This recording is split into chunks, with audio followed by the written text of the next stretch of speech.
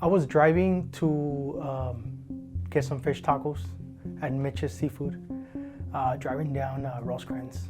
As I'm driving down Rosecrans, a motorcycle passed by in between us, driving down the street, the same direction we were heading. The defendant had driven his white vehicle up to the left-hand turn lane.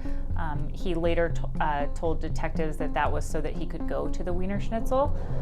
And so he was making a left-hand turn, the defendant was, when the victim, Spencer Stevenson, was riding his motorcycle in that direction. And when the defendant made the left-hand turn, he struck the victim head-on. It was shocking to see. It was hard to see, especially the motorcycle flying over on the other side of the vehicle. I had never witnessed anything like that. So it was very shocking, and it was actually, I was actually shaking. I was actually shook from it. As I pulled up to where the accident happened, I noticed the car still moving, not stopping, and just kept going down the street.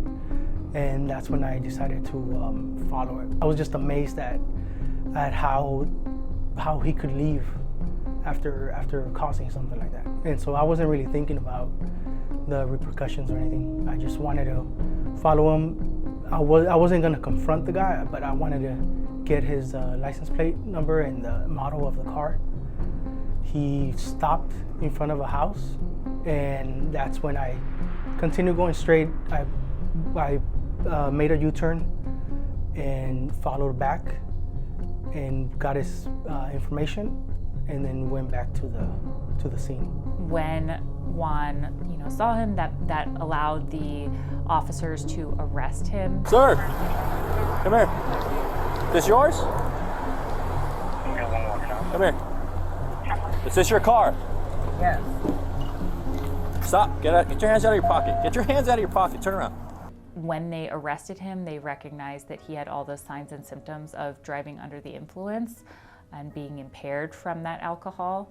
When his blood alcohol level was later tested, it was a 0.24, which is 3 times the legal limit. Mr. Stevenson, unfortunately, was in a coma for several weeks and suffered a very significant traumatic brain injury. So that includes a higher punishment.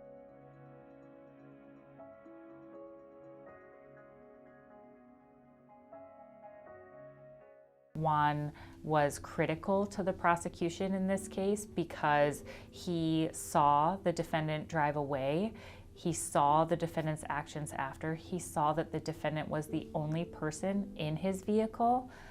He saw him park in front of his home.